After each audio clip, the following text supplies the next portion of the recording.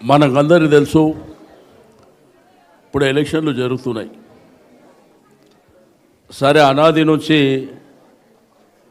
వడర్లు హైదరాబాద్ సిటీలో అనేకమైనటువంటి ప్రాంతాల్లో మన యొక్క కులవృత్తి చేసుకుంటూ మనము మన యొక్క జీవనం, మన పిల్లలు, మన కుటుంబం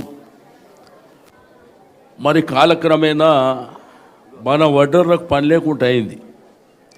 ఒకప్పుడు బ్రహ్మాండంగా పని ఉండే, ఇప్పుడు ఎక్కడ చూసినా బిల్డింగ్లు వచ్చేసినాయి. ఒకప్పుడు జూబ్లీ హిల్స్ స్లమ్ కానివ్వండి, ఈసుగూడ, రేవంత్ నగర్, బోరబండ, మరి ఎర్రగడ్డ ప్రాంతాల్లో, సికింద్రాబాద్ వస్తే అడ్డగుట్ట ప్రాంతంలో కానీ, మాణికేశ్వర్ నగర్ కానీ అనేకమైనటువంటి ప్రాంతాల్లో మన ఊళ్ళో ఒకప్పుడు 3 పువ్వులు 6 కాయల్లాగా ఉంటుండే. కానీ కాలక్రమేణా అన్ని బిల్డింగ్లు వచ్చినాయి. మరి ఇప్పుడు పని దొరకాలంటే కూడా కష్టమైనటువంటి పరిస్థితి ఉండే.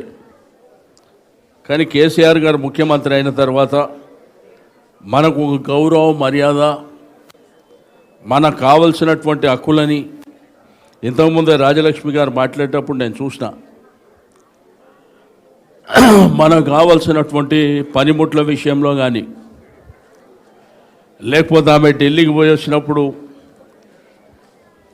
ఆ కమిటీలో, ఆ కమిషన్లో మెంబర్ అయినప్పుడు ఆమె కూడా మరి మా పనిముట్లు కావాలంటే ఒక 30 లక్షల రూపాయలు కావాలి, ఆ తర్వాత పెరుగుతున్నటువంటి రేట్లకు అనుగుణంగా 50 లక్షలు కావాలి, ఆ తర్వాత 1 కోటి రూపాయలు కావాలనేటువంటి అంశాలు చెప్పడం జరిగింది. ఆ రోజు జోగు రామన్న గారు మంత్రిగా ఉన్నప్పుడు ఈ కార్యక్రమాన్ని చేపట్టడం జరిగింది. ఆ తర్వాత గంగుల కమలాకర్ గారు మంత్రి ఉన్నప్పుడు గౌరవ ముఖ్యమంత్రి గారి ఆదేశాల మేరకు ఆ రోజు హరీష్ రావు గారు, మేము వీళ్ళ కులవృత్తి ధ్వంసం అయిపోయింది కాబట్టి ఏదో విధంగా ఆదుకోవాలనేటువంటి సంకల్పంతో కార్యక్రమాలు చేసినాం. ఆ తర్వాత మనకు ఉండడానికి నీడ కావాలని కొంతమందికి డబుల్ బెడ్రూమ్లు వచ్చినాయి. అంటే ఆ డబుల్ బెడ్రూమ్లది కూడా మీకు అందరికీ తెలుసు, కులానికింత, మనుషులకింత అని మనం ఇయ్యలే. ఆ అప్లై చేసిన వాళ్ళకందరికీ మనం డ్రా చేసి ఇచ్చినటువంటి పరిస్థితి. దగ్గర 1,00,000 ఇండ్లు కట్టినాం. ఆ 1,00,000 ఇండ్లు కట్టినవి కూడా మీకు టీవీలో చూసినా, పేపర్లో చూసినా అద్భుతంగా కనిపిస్తున్నాయి. ఈ నా కొడుకులు ఎవడు కట్టలే కానీ అవి మనం కట్టినే వాడు ఇప్పుడు ఇస్తా అంటాడు. దానికి ఏంటంటే ముఖ్యమంత్రి గారి ఆఫీసు జోక్యం చేసుకొని బ్రహ్మాండంగా చేసిరంట. ఎవడయ్యా జాగిర్రా నాయన, కట్టింది మేమైతే. ఒక ఇల్లు కట్టిరా ఏంటన్నా, ఒక్క ఇల్లు ఇందిరమ్మ ఇల్లు అని చెప్పారు. కట్టిరా ఇందిరమ్మ ఇల్లు?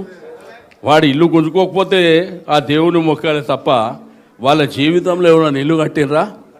కట్టే పరిస్థితి కూడా లేదు. ఒకప్పుడు మనం బ్రహ్మాండంగా దర్జాగా కేసీఆర్ గారి నాయకత్వంలో జీవిస్తుండే.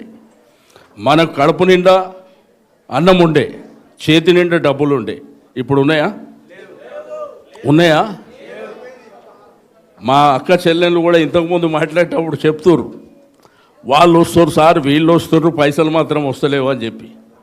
పైసల కోసం ఎవరో వస్తారని కాదు, తిరిగి కేసీఆర్ గారు ముఖ్యమంత్రి అయితేనే మన యొక్క బాధలన్నీ తీరుతాయని చెప్పి నేను ఇంత సందర్భంగా ఆ రోజు ఏంటంటే మనం అమాయకంగా గ్రామీణ ప్రాంతంలో ఉన్నటువంటి మన రైతులు, మన అన్నదమ్ముళ్ళు, మన అక్క చెల్లెళ్ళు ఈయన ఆకాశం మీద చందమామని తెస్తా అంటే నమ్మిండ్రు. ఏది పడితే అది ఇస్తామని చెప్పారు. మీరు కాలి మీరు ఒక్క ఓటేయండి, మేము ఆకాశం మీదకే చందమామని తెచ్చి మీకు ఇస్తామంటే మన వాళ్ళు నిజమే అని చెప్పి ఓటేసారు. 2,000 పెన్షన్ 4,000 ఇస్తా అన్నారు. ఇచ్చిండ్రా? తులం బంగారం పెళ్లికి. ఆ రోజు ఏంటంటే పేద మధ్యతరగతి కుటుంబాలు మన ఇంట్లో పెళ్లి జరిగితే సంతోషంగా బ్రహ్మాండంగా చేయాలని, ఎందుకంటే వచ్చే అల్లుడు వాళ్ళ కుటుంబం మోటార్ సైకిల్ పెట్టమంటాడు, 10 తులాల బంగారం పెట్టమంటాడు, రకరకాల కోరికలు ఉంటాయి. మనం ఇంతో అంతో ఆసరం ఉండాలని కేసీఆర్ గారు ఈ భారతదేశంలో ఎవ్వరు ఊహించని విధంగా ₹1,00,000 కళ్యాణ లక్ష్మి కార్యక్రమాన్ని తెచ్చాడు. దాన్ని ఏం చెప్పిండు, నేను తులం బంగారం ఇస్తామని చెప్పిండు. తులం బంగారం, కిలో బంగారం వాళ్ళ కుటుంబాలలో ఉన్నాయి, కానీ మనకున్నాయా? మన తెలంగాణ తల్లి బంగారమే మెడలున్న బంగారం గుంజుకున్న దొంగలు చూశారు కదా. రెండోది, కేసీఆర్ గారు ఆ రోజు పేదవాళ్ళు తాగడానికి మంచినీళ్ళు ఫ్రీగా ఇద్దామని చెప్పి మనకు వచ్చే ఇళ్ళల్లో నీళ్ళు ఆ బిల్లన్నీ మాఫీ చేసి ఫ్రీగా ఇద్దామంటే ఇప్పుడు బిల్లు తీసుకొని వస్తుందా లేదా? ఆ బిల్లు తెచ్చేది నెలదా 2 నెలదా? వాడు 2 ఏళ్ళది బిల్లు తీసుకొని వస్తుడు, నువ్వు కడతావా 50,000 కట్టమని. మీరు ఎవ్వరు కూడా ₹1 కట్టవలసినటువంటి అవసరం లేదు, ఏ రూపాయి కట్టవలసినటువంటి అవసరం లేదు. ఎవరన్నా బలవంతంగా దౌర్జన్యం చేస్తే మేమున్నాం, మీరు భయపడవలసినటువంటి అవసరం లేదు. మళ్ళా మన ప్రభుత్వం వచ్చిన తర్వాత వాళ్ళ దగ్గర వసూలు చేస్తాం, కానీ మీ దగ్గర మాత్రం కాదని చెప్పి నేను ఈ సందర్భంగా తెలియజేస్తూ ఉన్నాను. కాబట్టి ఒకటి ఏంటంటే, కేసీఆర్ గారు మనని ఆత్మగౌరవంతో బతుకుమని చెప్పాడు. ఆ రోజు మనకు చెప్పింది అదే, పేదలైనా మధ్యతరగతి కుటుంబాలైనా బీసీలైనా సంతోషంగా బతకాలనేటువంటి సంకల్పంతో వారు కార్యక్రమాలు చేసుకుంటూ పోయారు. వారు ఏ కార్యక్రమం చేసినా కానీ మనని ఏం అడగలే, మనకి ఏం అవసరాలు ఉన్నాయో దాని ప్రకారం కార్యక్రమాలు చేసుకుంటూ పోయారు.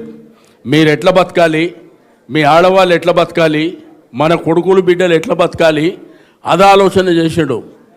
కానీ వీళ్ళేమో ఏడో దొరికితే ఆడ దోచుకుందామనే కార్యక్రమంలో ఉన్నారు. మీరు చూస్తున్నారు కదా, ఎక్కడ చూసినా దొంగలు ఊర్లు పంచుకుంటున్నట్టు ఇలా కార్యక్రమాలు ఉన్నాయి. కాబట్టి మీకు దయచేసి ఒకటే, వాళ్ళకు బుద్ధి చెప్పవలసినటువంటి ఆయుధం మీ చేతిలో ఉంది. ఆ ఆయుధాన్ని మనం ఉపయోగించుకోవాల్సినటువంటి అవసరం ఉన్నది. ఇక రేపో మాపో మీ ఇళ్ళ దగ్గరకు వస్తారు, 3,000 ఇస్తా ఓటుకు, 4,000 ఇస్తా, తీసుకోండి, సంతోషంగా తీసుకోండి. వాడేమో వాని ఇంటి పైసలా దోచుకున్నాయే కదా. కాబట్టి మీరు ఆ తీసుకోండి పైసలు, ఓటు మాత్రం కారు గుర్తు కొట్టేసి తప్పకుండా మన అభ్యర్థిని గెలిపించండి. Thank you.